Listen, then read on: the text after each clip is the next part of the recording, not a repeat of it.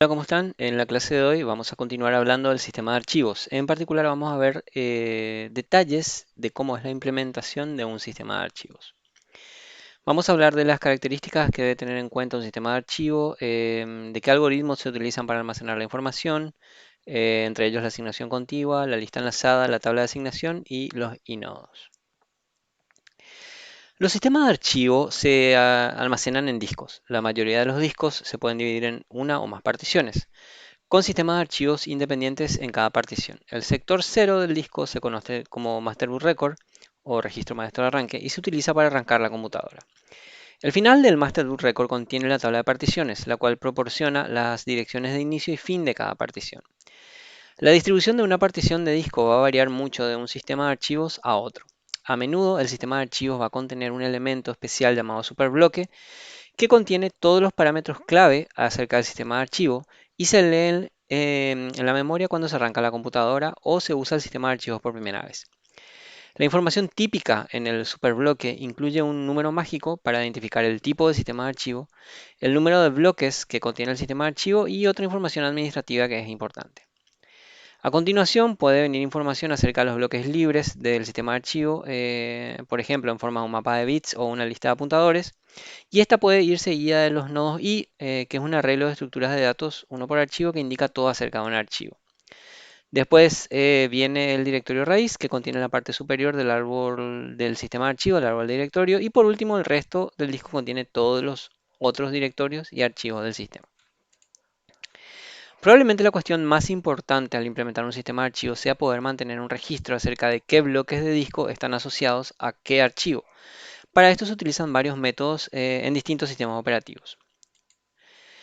Uno de estos métodos es el de asignación contigua. El esquema de asignación más simple de almacenar cada archivo como una serie contigua de bloques de disco es el de asignación contigua.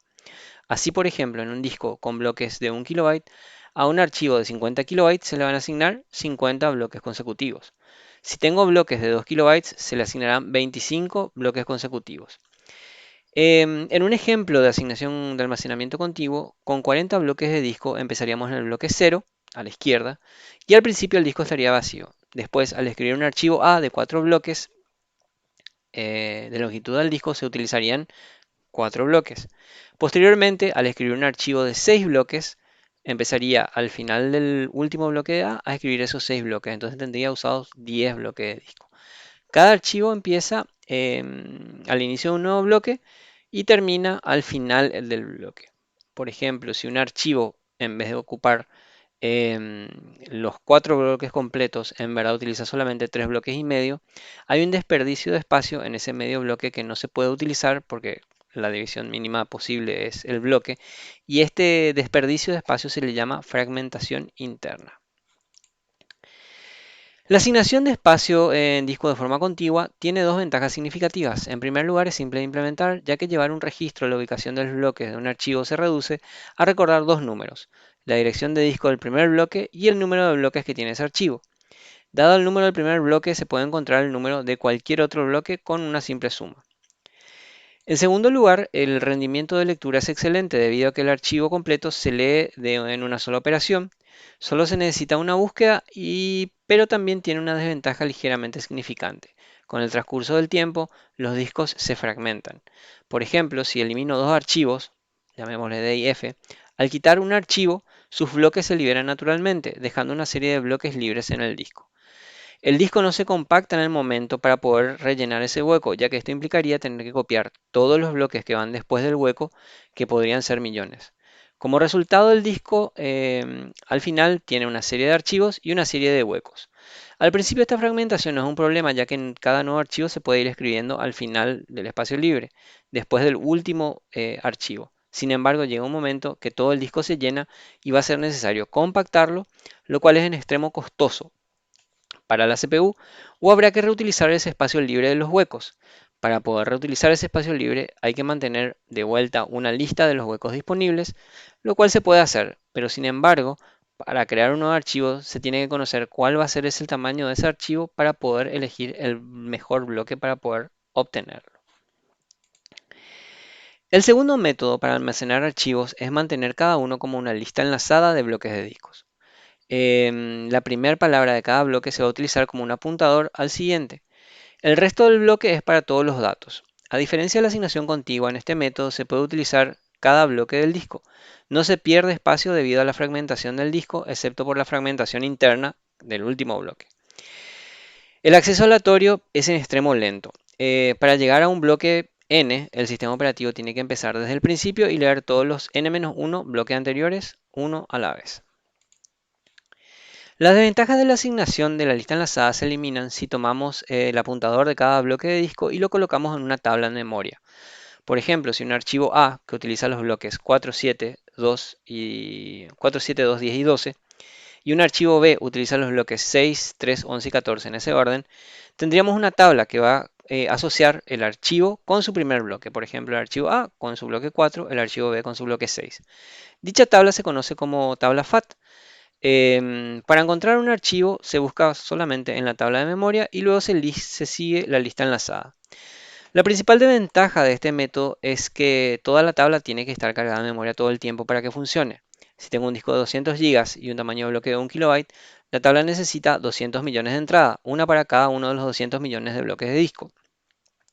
Si cada entrada tiene un mínimo de 3 bytes, para que la búsqueda sea rápida, se deben tener 4 bytes. Así la tabla va a ocupar 600 megas u 800 megas de memoria todo el tiempo, dependiendo de si el sistema está optimizado o no para mantener esta tabla. Esto no es muy práctico. Es claro que la idea de una tabla FAT no se escala muy bien en los discos muy grandes.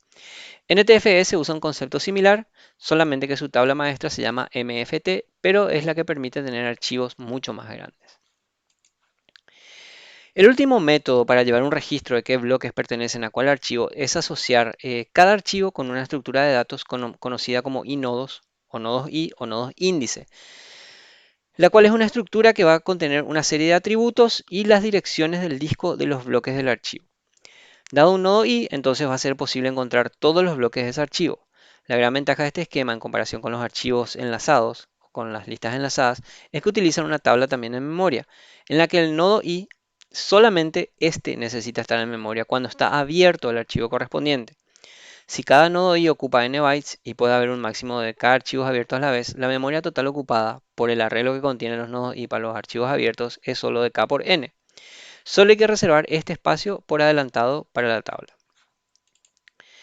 La razón es simple, la tabla para contener la lista enlazada de todos los bloques de disco es proporcional al tamaño del disco en sí. Si el disco tiene n bloques, la tabla necesita n entradas. A medida que aumenta el tamaño de los discos, esta tabla aumenta linealmente con ellos. En contraste, el esquema del nodo i requiere un arreglo en memoria cuyo tamaño va a ser proporcional al número máximo de archivos que pueden estar abiertos a la vez. No importa si el disco es de 10 GB, 100 GB o de 1000 GB. Solo importa la cantidad de archivos que están abiertos. Ahora, el problema con los nodos i es que si cada uno tiene un espacio para un número fijo de direcciones de disco, ¿qué ocurre cuando un archivo crece más allá de ese límite? La solución es reservar la última dirección de disco no para un bloque de datos, sino para la dirección de un nuevo bloque que contiene más direcciones de bloques.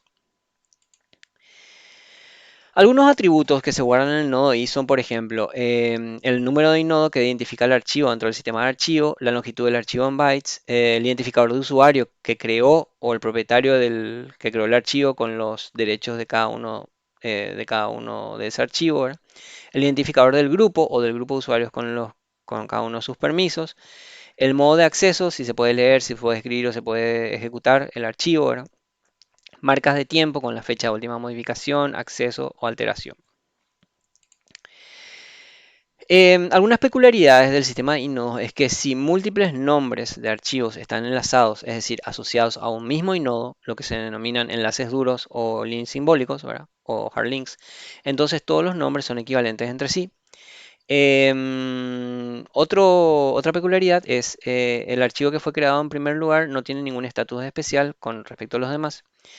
Un inodo puede incluso no tener ningún enlace, tal archivo va a ser eliminado del disco y sus recursos van a ser liberados para ser reasignados.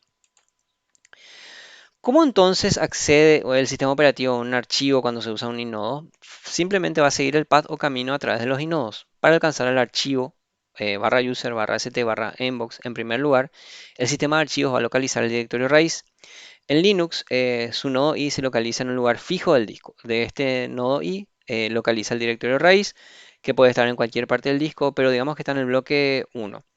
Después lee el directorio raíz y busca el primer componente de la ruta, que es el barra user, en el directorio raíz para encontrar el número de inodo que le corresponde al directorio barra user. La acción de localizar un nodo i a partir de su número es simple, ya que cada uno tiene una ubicación fija en el disco. A partir de este nodo i, el sistema localiza el directorio para barra user y busca el siguiente componente, barra ast, en el mismo. Cuando encuentra la entrada para AST, tiene el nodo i para ese directorio barra user barra ast y a partir de este nodo i puede buscar el siguiente elemento que es mbox en el mismo directorio. Después el inodo para este archivo se lee en memoria y se mantiene ahí hasta que se cierra el archivo.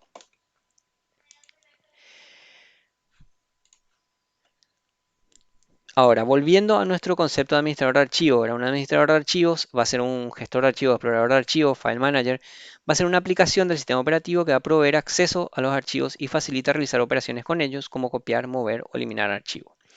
Entonces, otras consideraciones que tiene que tener en cuenta el sistema de archivo son, por ejemplo, administrar el espacio, la performance y la confidencialidad. Para, por ejemplo, administrar el espacio, tiene que mantener un registro del espacio libre.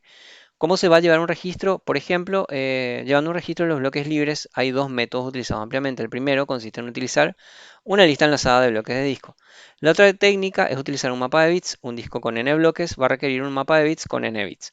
Los bloques libres se representan mediante unos en el mapa y los bloques asignados mediante cero o viceversa. Como dijimos, otro aspecto que administra el sistema operativo es el rendimiento. El acceso al disco es mucho más lento que el acceso a la memoria. La técnica más común utilizada para reducir el tiempo de los accesos al disco es la caché de bloques o caché de buffer. La caché deriva del francés caché, que significa ocultar. En este contexto, una caché es una colección de bloques que pertenecen lógicamente al disco, pero que se mantienen en memoria por cuestiones de rendimiento. Bueno, eso es todo por la clase de hoy. Hemos visto algunos aspectos de la implementación de un sistema de archivos, como la asignación contigua, la lista enlazada, la tabla de memoria y los inodos. Nos encontramos en la siguiente clase.